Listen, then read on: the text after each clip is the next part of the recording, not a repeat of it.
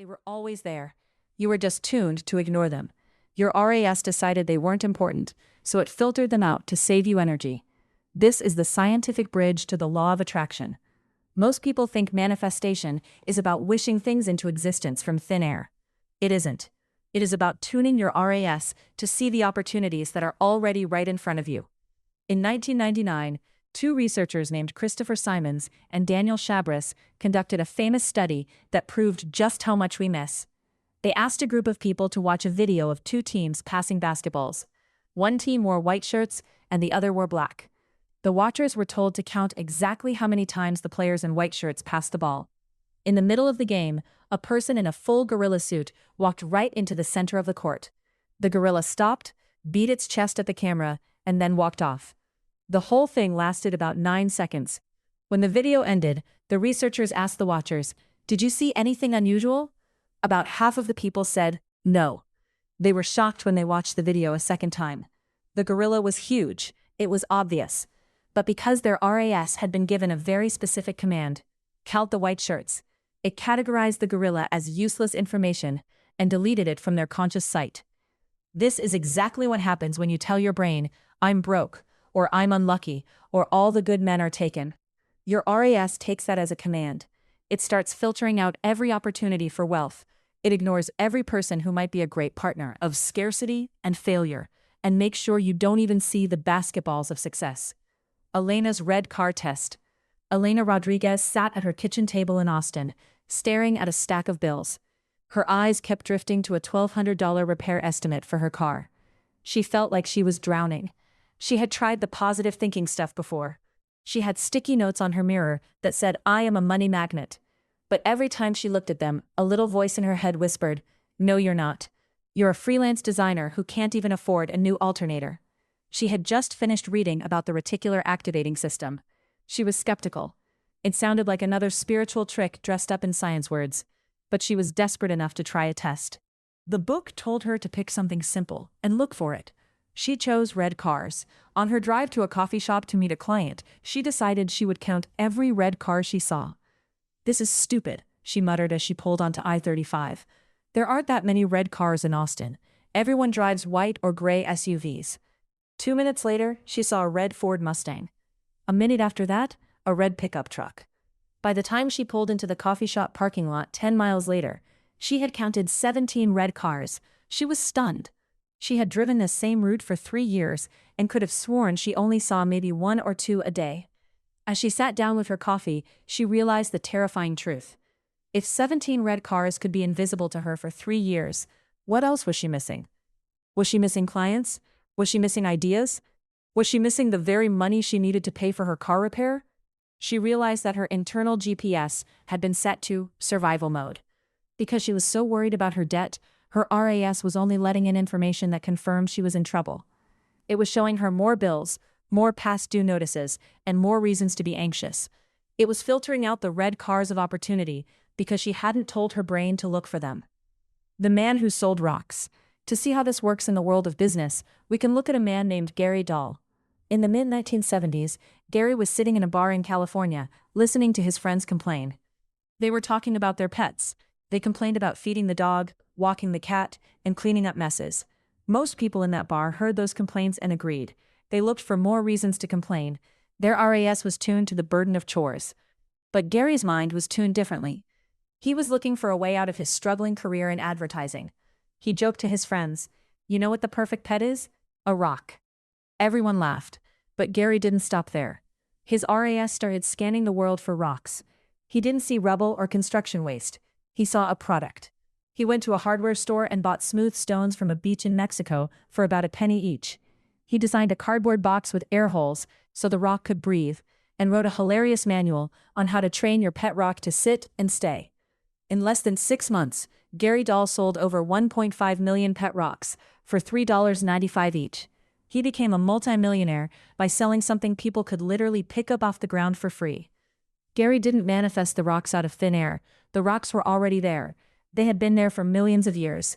What changed was Gary's filter. He was tuned to opportunity and humor, while everyone else was tuned to maintenance and reality. The echo chamber of the soul. This brings us to a concept I call the echo chamber of the soul. Imagine you are standing in a large canyon. If you scream, "The world is out to get me," the canyon will scream back, "Out to get me." If you scream, "I am surrounded by beauty," the canyon will scream back, "Surrounded by beauty." The canyon doesn't judge you. It doesn't decide what you deserve. It simply reflects what you give it. Your life is the canyon, and your RAS is the microphone. When you walk into a room with the assumption that people won't like you, your RAS goes to work. It ignores the 3 people who smile at you. Instead, it focuses on the 1 person who is looking at their phone. It interprets their boredom as a personal insult. You then act cold and defensive, which makes people actually not like you. But if you change your assumption, if you decide that everyone you meet is a potential friend or a teacher, your RAS filters for that. You see the smile. You ignore the person on the phone. You act warm and open. People respond to that warmth. The echo changes. This is why 2 people can live in the same city, work in the same office, and have the same amount of money. Yet one lives in a world of abundance, while the other lives in a world of lack. They aren't living in the same world. They are living in the world their RAS has built for them. Assumptive awareness. How to reset your GPS. If you want to change your results, you have to change your search terms. This isn't about lying to yourself. It's about assumptive awareness. You are choosing to assume that the thing you want is already present in your environment, even if you can't see it yet. You are telling your bouncer, "Let the gorillas in." Here is how you begin to train your internal GPS. Define the red car. You can't find what you haven't named. If you just say, "I want more money," your brain doesn't know what to look for. Be specific. "I am looking for an extra $500 this month from an unexpected source." Now your RAS has a clear command. Watch the gorilla of evidence. Every day, look for 3 tiny pieces of evidence that your goal is possible. If you want a better relationship, look for a couple holding hands. If you want wealth, look for a high-end car or a thriving business. Don't look at them with envy. Look at them as proof of concept. Your RAS will start to realize these things are important to you, and it will start showing you more of them. Audit the static. Notice when you are feeding your RAS garbage data.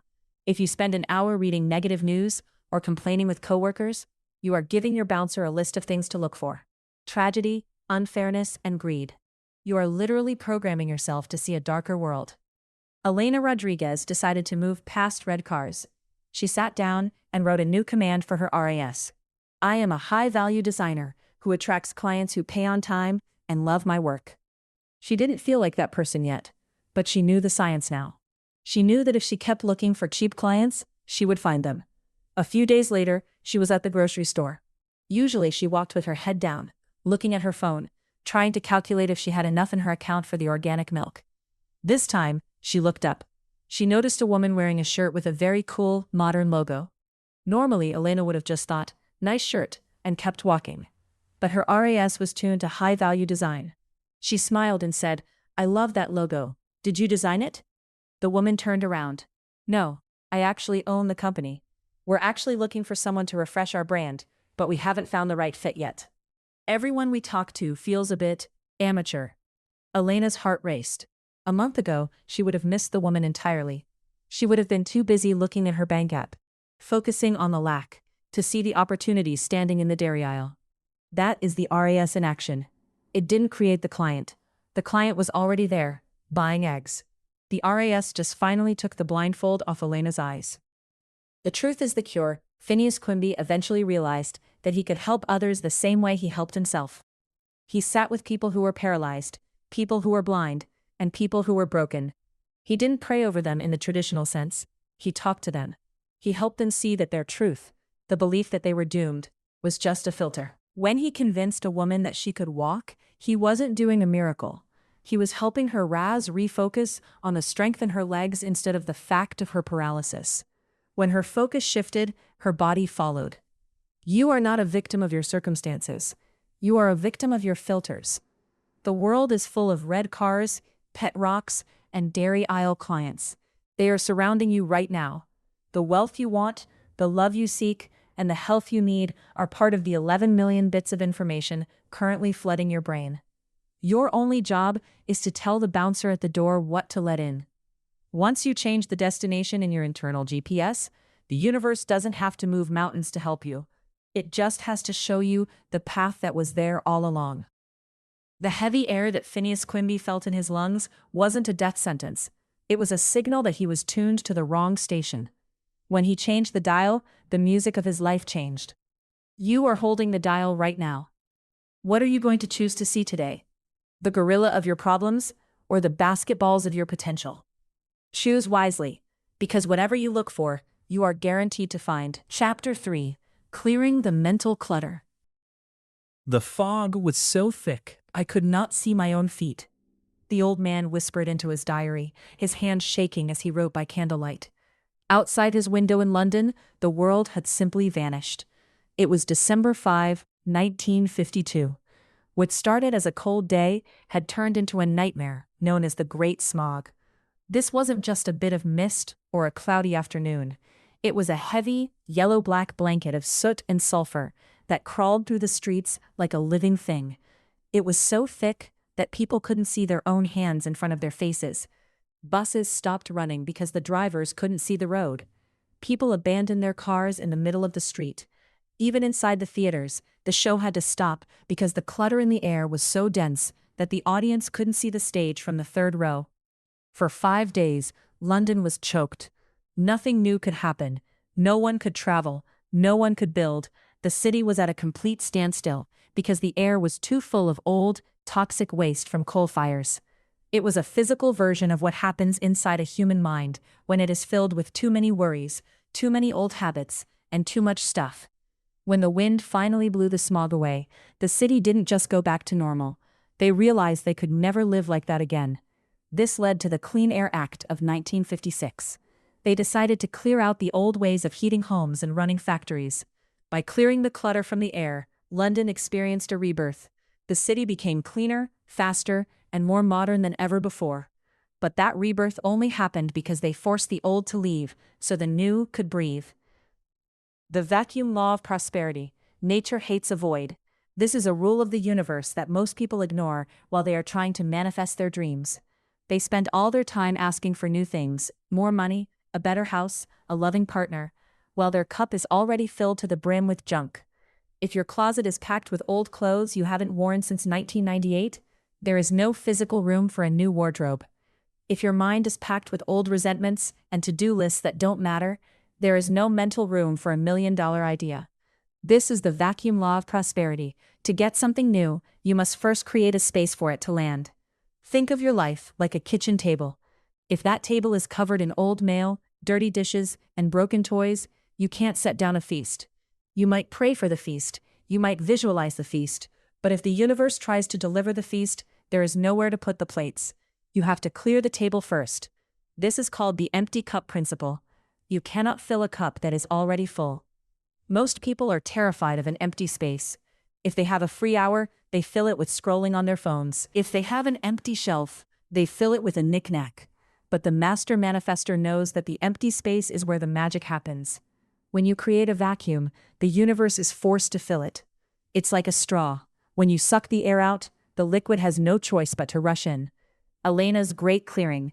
Elena Rodriguez sat at her kitchen table in Austin, surrounded by the physical version of her smog.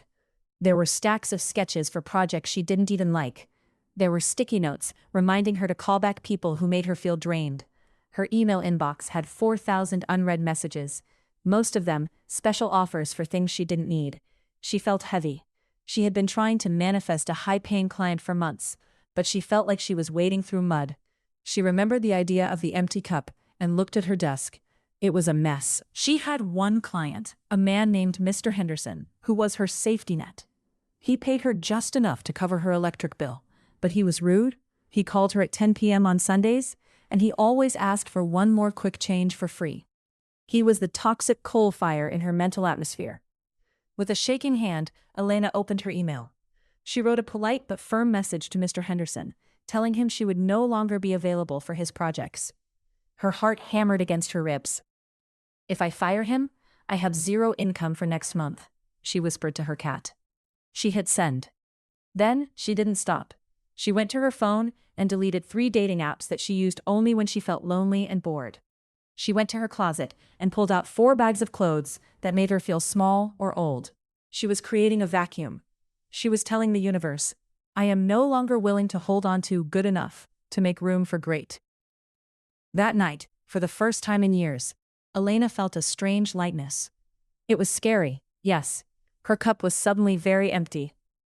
But for the first time, she could see the bottom of the cup. She had cleared the smog. Subconscious housekeeping. The toolkit clearing clutter isn't just about throwing away old shoes. It is a three-part process that cleans your internal GPS so it can actually see the destination you've been trying to reach. If you want to see results like Elena did, you have to perform subconscious housekeeping. 1. The physical purge. Your external world is a mirror of your internal world. If your car is full of old fast food bags and your desk is a mountain of paper, your brain is constantly processing that noise. The rule: if you haven't used it, loved it, or needed it in 6 months, it is a block. The action: spend 10 minutes a day donating the old. As you carry the box to the donation center, say out loud, "I am making room for my new life." This anchors the physical act to your manifestation goal. 2. The digital declutter. In the modern world, our clutter lives in our pockets. Every unread notification is a tiny leak of your creative energy. The action: unsubscribe from every email list that makes you feel like you lack something. Delete the apps that trigger your scarcity loop. The result: when you open your phone and see a clean screen, your brain registers order instead of chaos. This lowers your cortisol and raises your vibration. 3. Firing the bottom 20%. The Pareto principle says that 80% of your stress comes from 20% of your activities or people. The action: identify the one person or client who drains your energy the most. This is the person you complain about to your friends.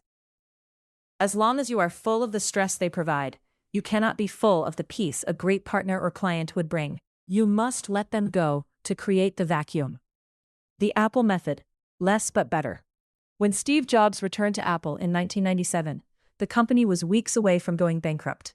They were making hundreds of different products: printers, computers, monitors, handheld devices. It was a mess. The air at Apple was full of smog. Jobs didn't try to manifest more sales by adding more products. He did the opposite. He sat his team down and drew a simple grid with 4 boxes. He told them they were going to stop making 350 products and only make 4.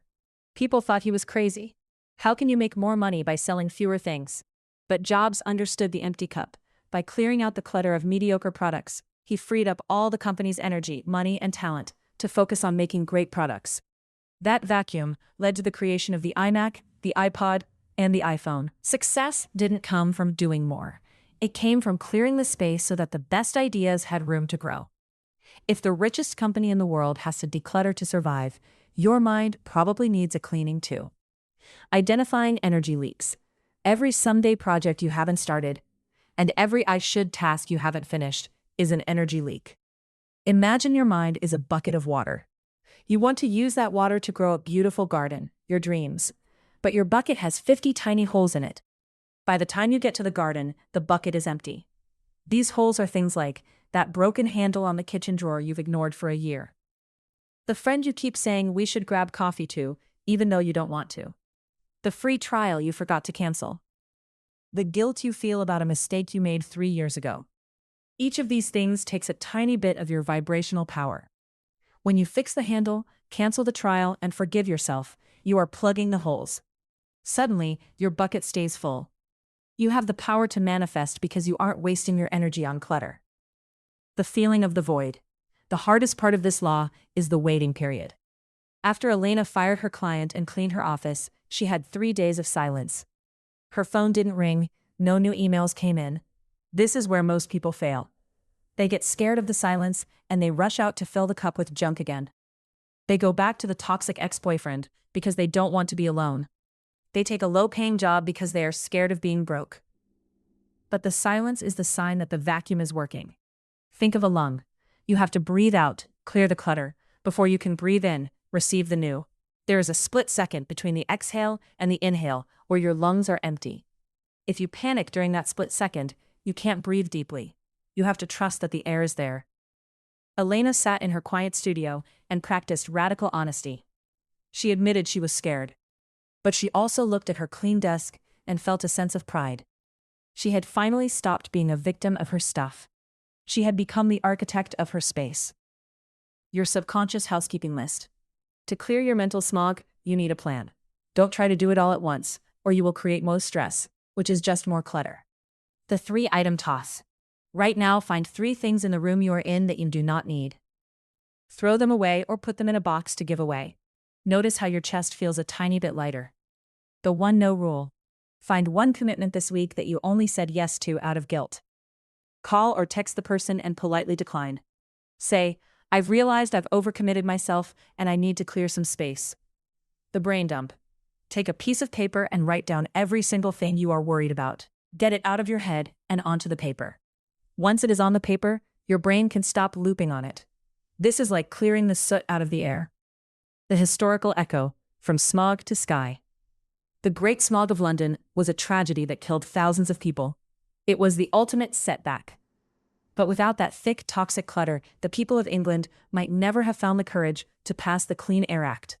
They might have gone on coughing and wheezing for another 50 years. The smog forced them to see the problem. It forced them to clear the air. Today, London's air is cleaner than it has been since the Industrial Revolution. The city is a global hub of finance, art, and culture. Your mental smog, your debt, your messy house, your draining relationships is doing the same thing for you. It is making it impossible to see your seat. It is stopping the show. But you don't have to wait for a government act to clear it. You can decide right now that your cup is too full of things that don't matter. You can choose to breathe out. When Elena finally stopped trying to find work and started clearing the way for it, the universe responded. 4 days after she fired Mr. Henderson, she got a call from a local tech startup. They didn't want a quick logo. They wanted a full brand identity. They offered her 3 times what Mr. Henderson had paid her, and they told her they loved her clean, focused style. She got the job because she finally had the room to say yes. If you are currently frustrated because your manifestations aren't showing up, stop looking at the horizon. Look at your hands. What are you holding on to that is too small for you? What old, dusty belief or safety net is taking up the space where your miracle is supposed to land? Clear the smog. Empty the cup. The wind is ready to blow, but you have to give it a place to go. Chapter 4. 7 Myths of the Modern Manifester. Isaac Newton stared at the frantic crowds gathered outside the South Sea Company's offices in London. It was 1720, and the air smelled of coal smoke and desperate greed. Newton was perhaps the smartest human being alive. He had figured out the laws of gravity. He had invented a new kind of math. He understood the secrets of light and the stars. But as he watched men and women from every walk of life, from servants to dukes, begging to buy more stock in a company that did almost nothing, he felt a strange pull in his chest. He had already made a massive profit.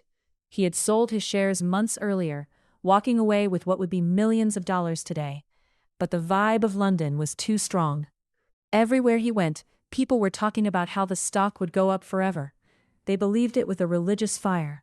They were manifesting a future where everyone was a millionaire just by owning a piece of paper. Newton, the man of logic, broke. He couldn't stand being left out of the positive energy of the crowd. He took all his money and plunged it back into the stock at its very highest price. Within weeks, the bubble popped. The positive energy vanished, replaced by the screams of people who had lost their life savings. Newton lost nearly everything. He sat in his study, surrounded by the books that explained how the entire universe worked, and realized he had been tricked by a myth. He famously muttered that he could calculate the motions of the stars, but not the madness of people.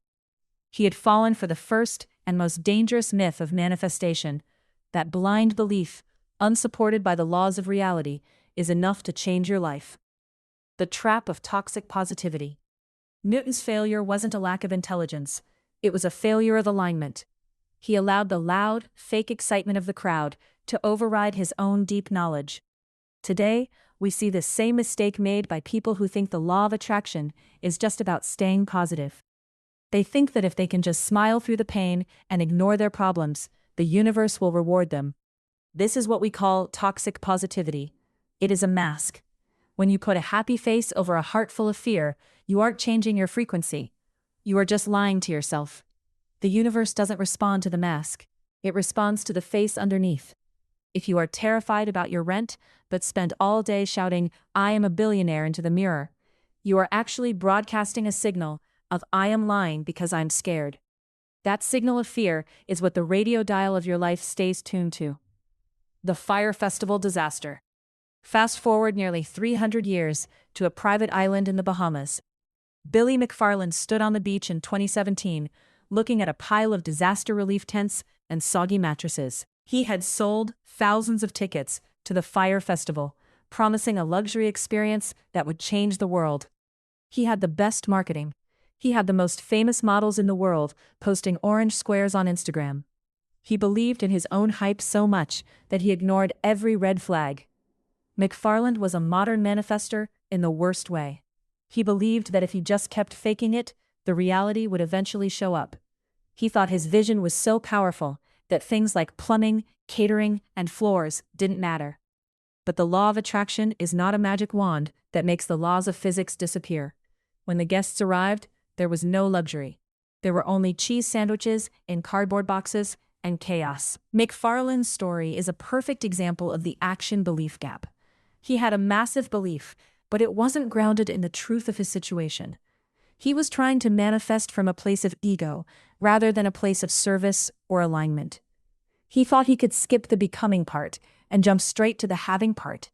Because his foundation was built on a lie, the entire structure collapsed.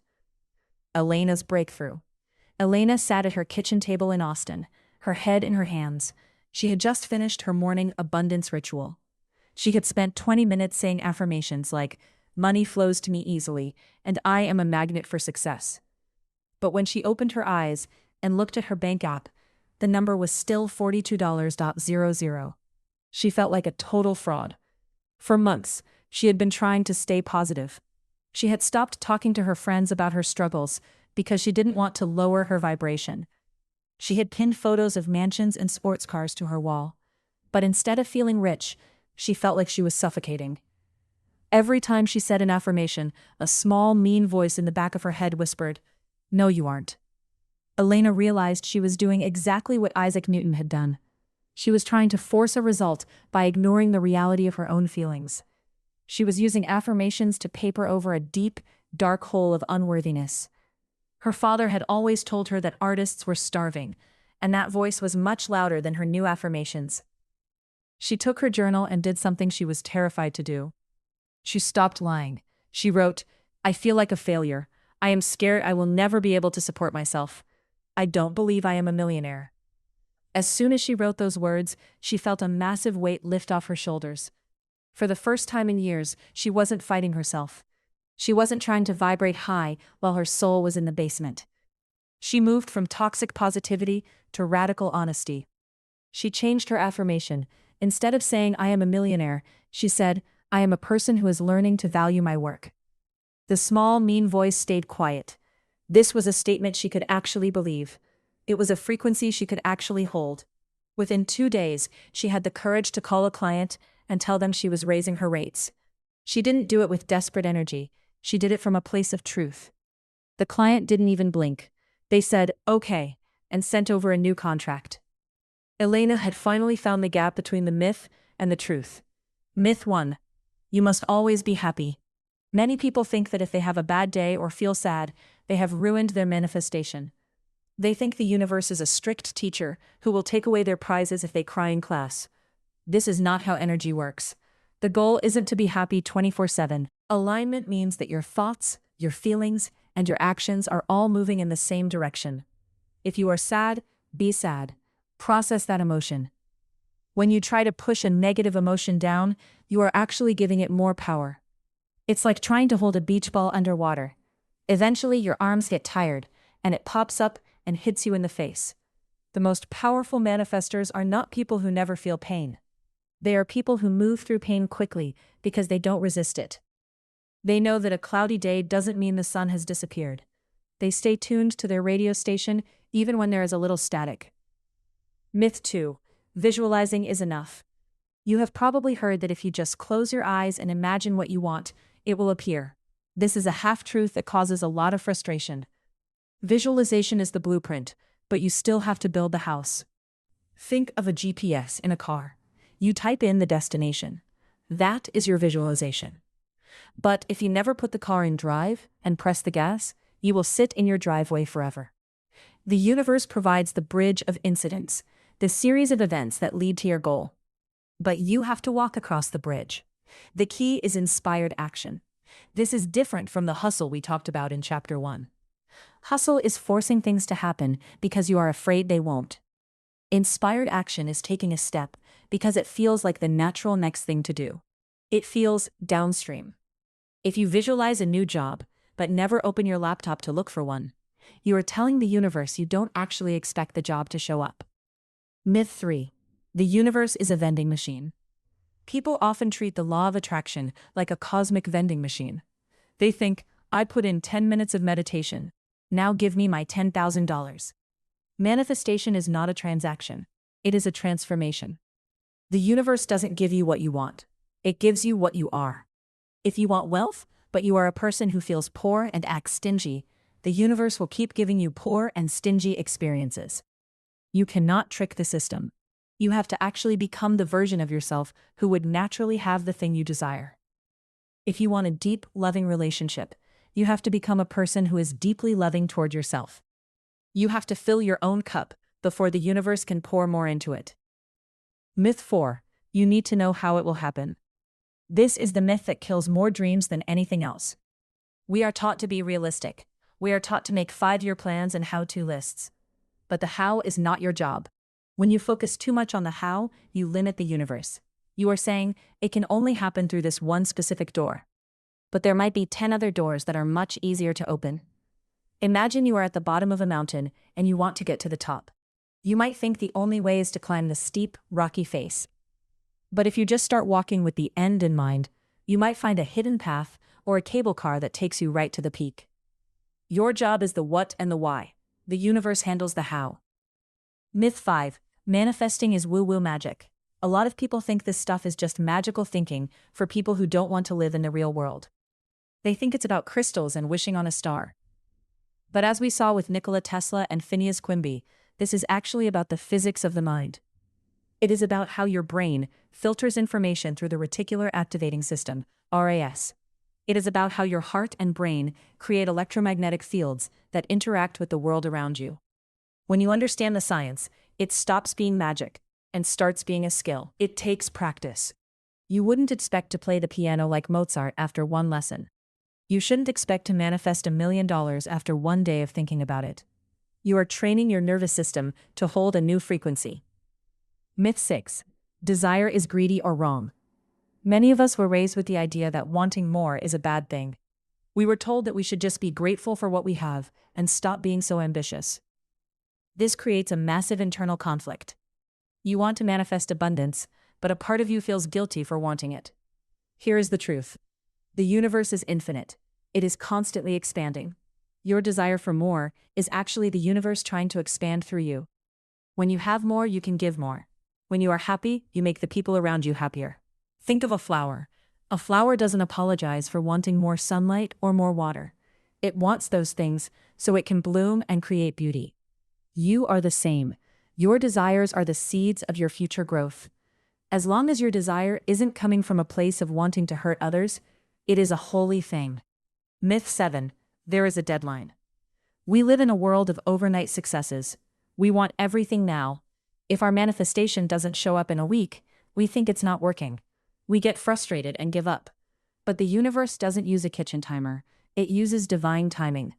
Everything has a gestation period. A carrot takes 70 days to grow. A human baby takes 9 months. A massive shift in your life might take a year of internal rewiring before the external world catches up. When you get frustrated that it's taking too long, you are broadcasting a signal of impatience. Impatience is a form of fear. It says, I don't think it's coming, so I need it now. This pushes the goal further away. The master manifester lives in a state of relaxed certainty. They know that if they have tuned the dial, the music is guaranteed to play. They don't keep checking their watch. The action-belief gap. The biggest takeaway from these myths is the danger of the action-belief gap. This is when your external actions don't match your internal state. If you are acting like a success, but feeling like a fraud, you are creating resistance. Resistance is like driving with the emergency brake on. You are using a lot of energy, but you aren't going anywhere, and you are burning out the engine. To close this gap, you have to be radically honest about where you are starting. You have to clear out the mental clutter we talked about in Chapter 3. You have to admit your fears so you can move past them. Isaac Newton failed because he tried to jump into a vibe that wasn't his own. He ignored the math in favor of the madness. Billy McFarland failed because he tried to build a vision without a foundation. Elena succeeded when she finally stopped trying to fake it and started being real. The world will tell you that you have to hustle and grind to get what you want. The woo-woo crowd will tell you to just think happy thoughts. Both are wrong. The truth is in the middle. It is about alignment. It is about making sure that the radio station of your soul is broadcasting a clear, honest signal of who you are becoming. When you stop falling for these myths, you stop wasting your energy. You stop trying to force the universe to do what you want. Instead, you start working with the universe. You become a partner in the creation of your life. But there is still one big question that stops most people in their tracks. If it's all about vibration and frequency, how does that actually work in the physical world? How does a thought in your head turn into a check in your hand or a person in your life? To answer that, we have to look at the secret history of the man who almost knocked down a building with nothing but a small piece of metal and the power of a single vibration. What happens when you find the resonant frequency of your own future? Chapter 5. Vibration. The physics of your future. The police were pounding on the heavy wooden doors of 46 East Houston Street, but Nikola Tesla barely heard them over the roar of his own creation. Inside the laboratory, the air felt thick, like it was made of honey and electricity. Windows were cracking. Heavy mahogany desks were walking across the floor as if they had grown legs. Outside, on the streets of Manhattan, the neighbors were screaming. They thought the world was ending. They thought an earthquake was swallowing the city. Tesla, a tall, thin man with eyes that seemed to see through walls, didn't look scared. He looked fascinated. In his hand, he held a small metal device no bigger than an alarm clock. It was a mechanical oscillator. He had attached it to a steel beam in the center of the building and turned it on. He was looking for something invisible. He was looking for the resonant frequency of the structure. When he finally found it, the building didn't just shake. It began to sing a low, terrifying note that vibrated in the very bones of everyone nearby. As the police finally burst through the door, Tesla realized he had gone too far. He picked up a heavy sledgehammer and swung it with all his might, smashing the tiny device into pieces. Instantly, the shaking stopped. The earthquake vanished. The silence that followed was even louder than the noise. Tesla later told reporters that he could have dropped the Brooklyn Bridge into the river or toppled the Empire State Building with that tiny box. He didn't need a giant bomb or a massive crane. He just needed to understand one simple rule of the universe. Everything is in a state of vibration. If you can match the vibration of the thing you want to change, you can control it. The invisible dance of the world. Most of us walk through life thinking the world is made of stuff. We see a chair, a car, or a pile of money, and we think it's solid. It feels real. It feels fixed. But if you were to shrink down until you were smaller than a speck of dust, you would see a very different picture. You would see that the chair isn't solid at all. It is made of billions of tiny atoms, and those atoms are mostly empty space. Inside that space, tiny particles are spinning and dancing at incredible speeds. Nothing in the universe is actually sitting still. The solid floor beneath your feet is a swirling mosh pit of energy. The air you breathe is vibrating. The light hitting your eyes is a wave of frequency. Even your thoughts and feelings are pulses of electricity moving through your brain. When Tesla spoke about the secrets of the universe, he told people to think in terms of energy, frequency, and vibration. He understood that the physical world is just the end result of an invisible process. If you want to change the result, you have to go back to the source. You have to change the signal. They try to change their lives by moving the stuff around. They work longer hours to get more money. They go on 100 dates to find the right person. They argue with people to get them to change their minds. This is like trying to change the movie playing on a screen by rubbing the screen with a cloth. It doesn't work because the movie isn't in the screen. The movie is coming from the projector. Your internal vibration is the projector. The world you see every day, your bank account, your relationships, your health, is just the movie playing on the screen. Imagine you are sitting in your car and you want to hear some upbeat jazz music. You reach over and turn the radio dial to 91.5 FM. But instead of jazz, You hear heavy metal screaming through the speakers. You don't get mad at the radio. You don't try to convince the heavy metal to sound like jazz. You don't hit the dashboard or cry about how unfair the music is. You simply understand that you are tuned to the wrong frequency. The jazz music is already there. It's in the air all around you. It's passing through your body and your car right this second. You just aren't receiving it because your dial is set to something else. To hear the jazz, you must match the frequency of the jazz station. Life works exactly the same way. There is a frequency of wealth. There is a frequency of love. There is a frequency of health and peace. These things aren't coming to you in the future. They are already here, broadcasting right now. If you aren't experiencing them, it's not because they don't exist, or because you aren't lucky. It's because your internal dial is tuned to the station of scarcity, loneliness, or stress. When you are tuned to the scarcity station, you can only hear the music of not enough. You see opportunities as risks. You see other people's success as proof of your failure. You notice the bills in the mail, but ignore the $20 bill on the sidewalk. You aren't doing this on purpose, but your receiver, your brain and your energy, is only capable of picking up what matches its current setting. Elena and the static of desperation. Elena Rodriguez sat in the corner of a dimly lit, trendy bar in downtown Austin. The room was filled with the smell of expensive cologne and the hum of important conversations. This was a high-level networking event for creative professionals. For Elena, it felt like a lion's den. She had spent the last 3 hours preparing. She wore her best blazer, the one that made her look like she wasn't worried about rent. She had practiced her elevator pitch in the mirror until her voice sounded steady. But as she stood there, clutching a glass of sparkling water, she felt like a fraud. Inside, Elena was vibrating at the frequency of "Please, someone hire me."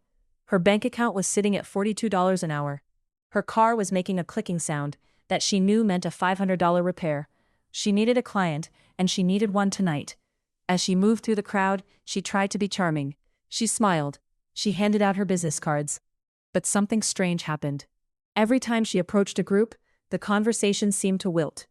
People would give her polite smiles, look over her shoulder for someone more interesting, and excuse themselves after 30 seconds.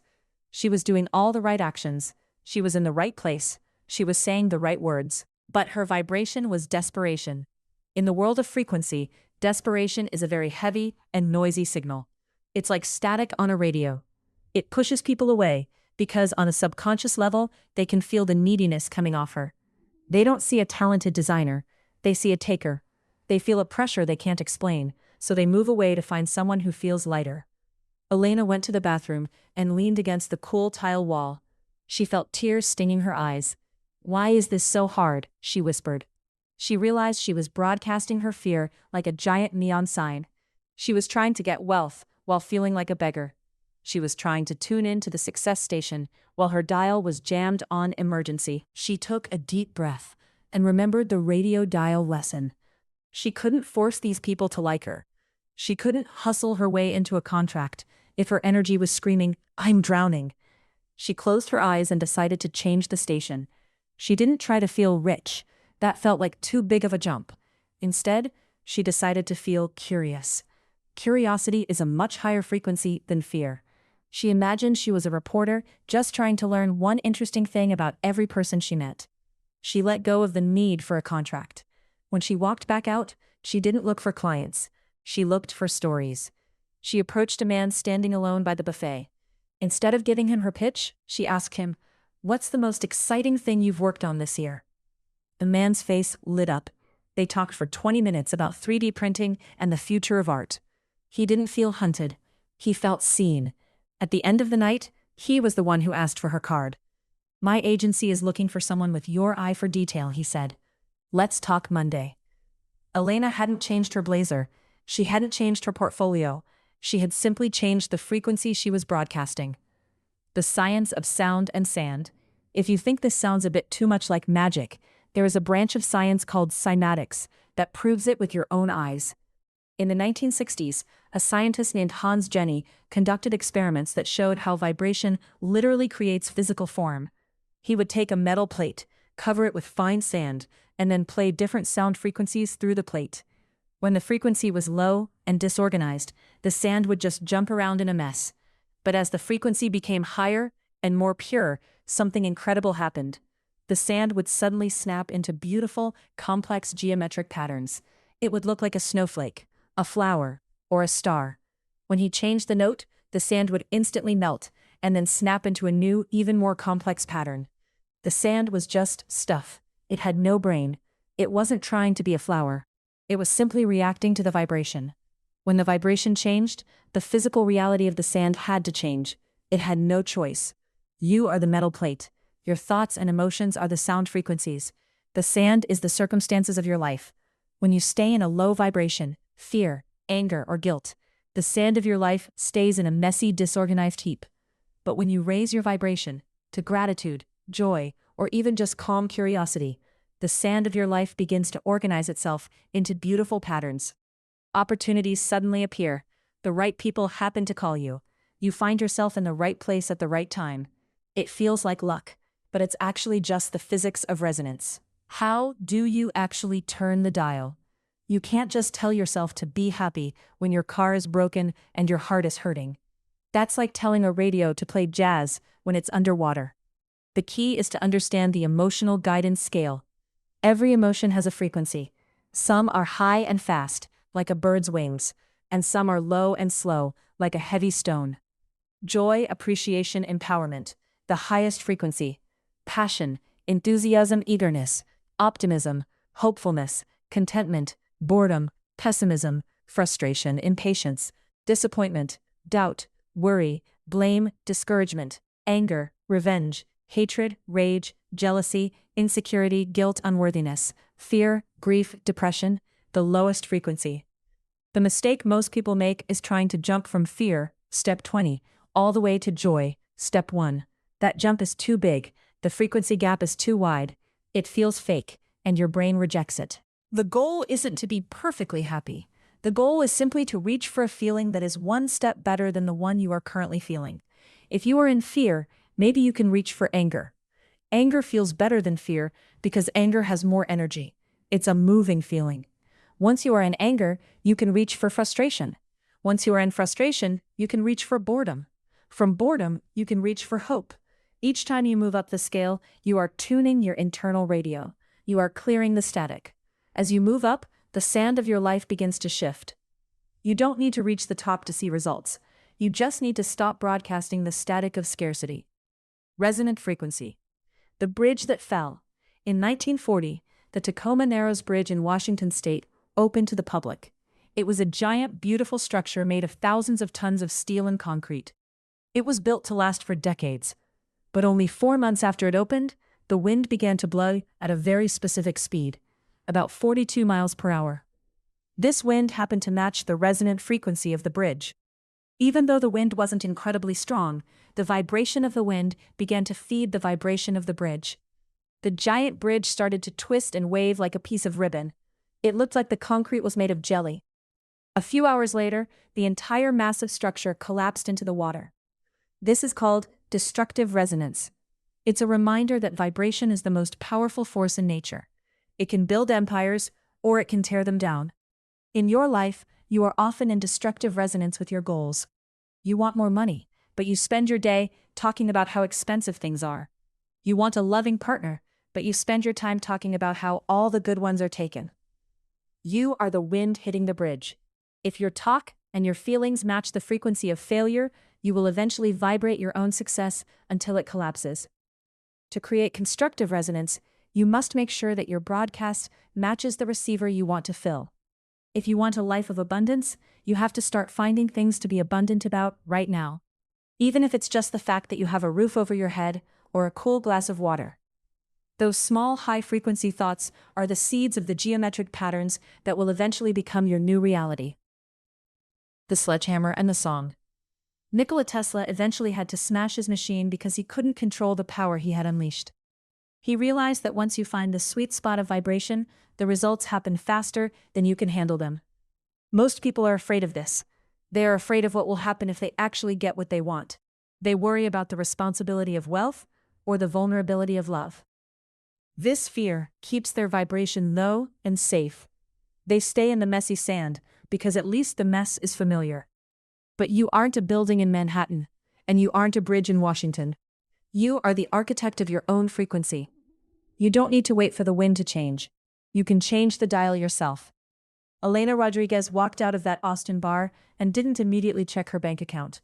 She didn't go home and worry about the car repair. Instead, she drove home with the windows down, feeling the cool night air. She felt contentment, step 6 on the scale. She realized that the universe wasn't a judge who was deciding if she was good enough for success. The universe was just a giant radio tower. It was simply giving her whatever station she was tuned to. She had spent years yelling at the heavy metal music, wondering why the jazz wouldn't play. Now, she finally had her hand on the dial.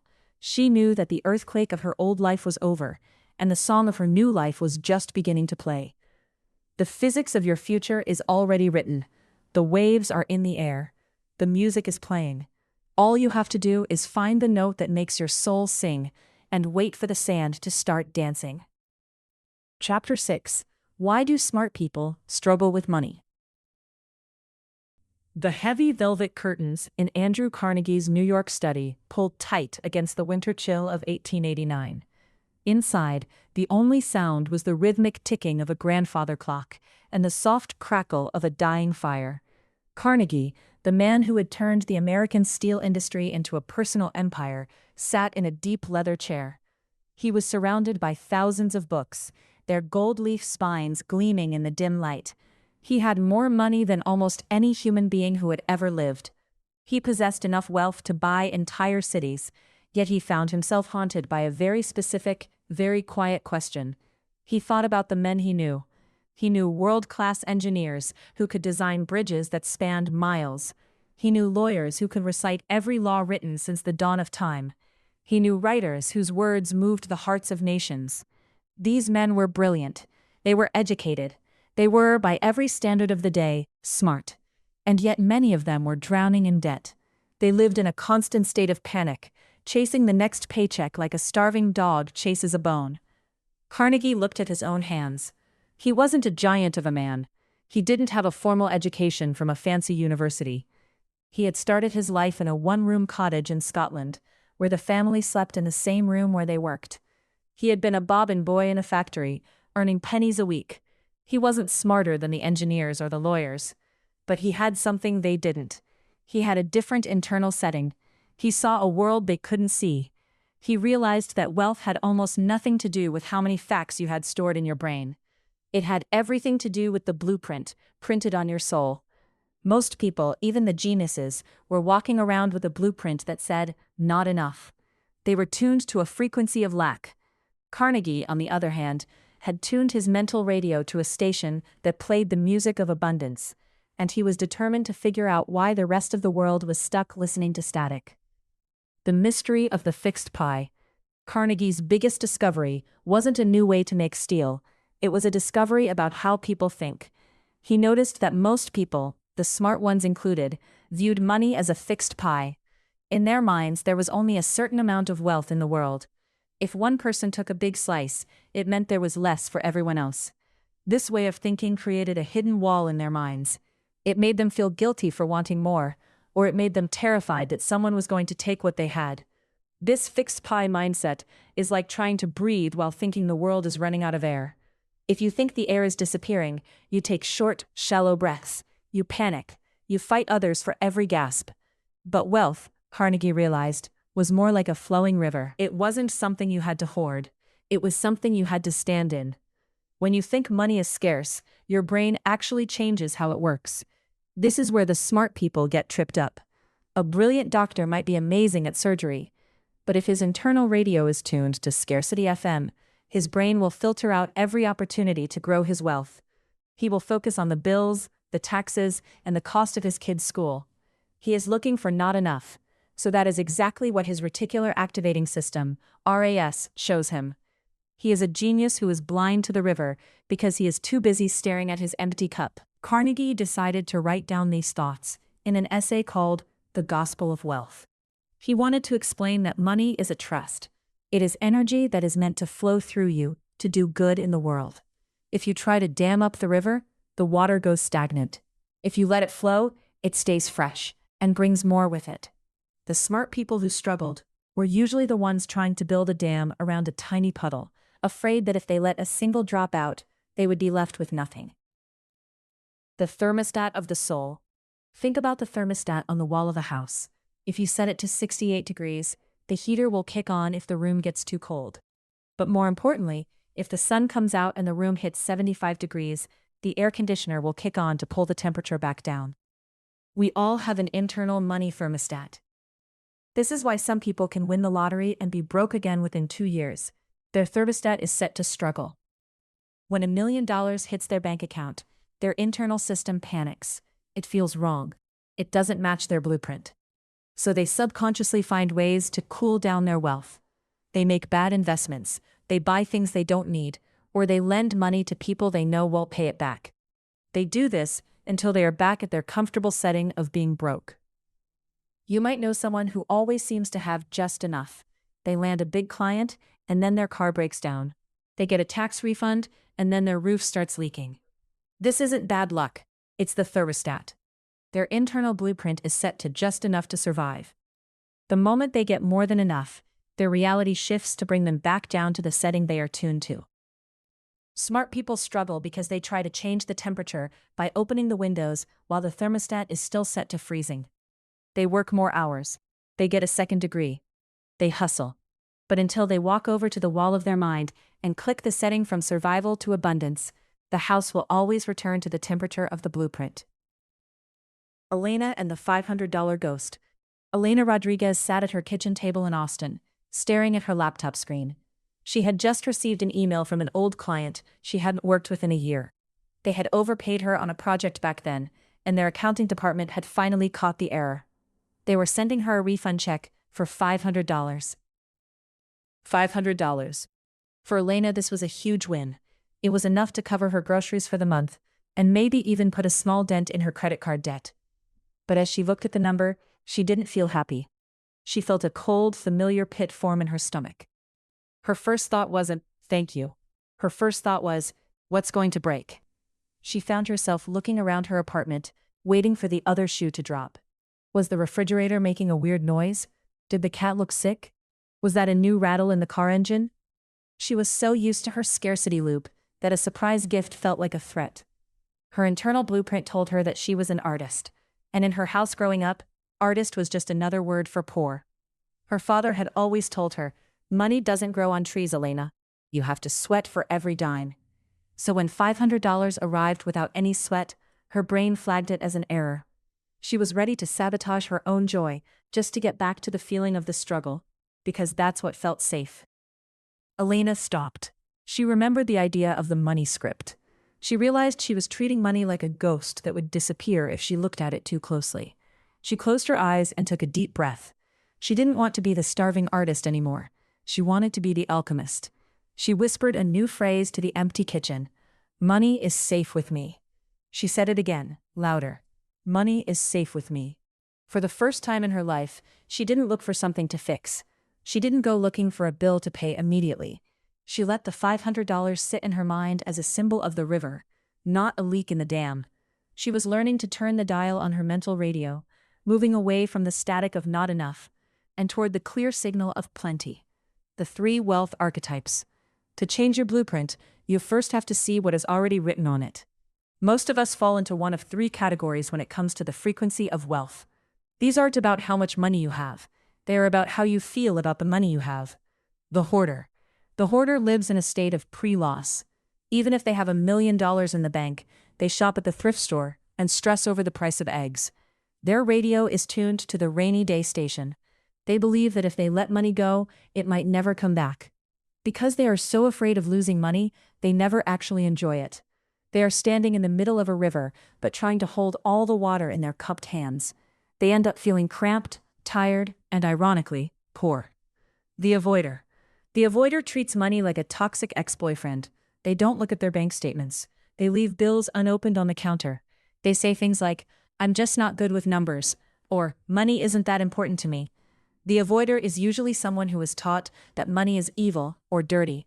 By avoiding money, they think they are staying pure, but they are actually just staying in a state of constant anxiety. You can't tune into a station if you refuse to touch the radio. The alchemist. The alchemist sees money for what it truly is: energy. They understand the circulation law. They pay their bills with gratitude because they know that paying a bill means they received a service.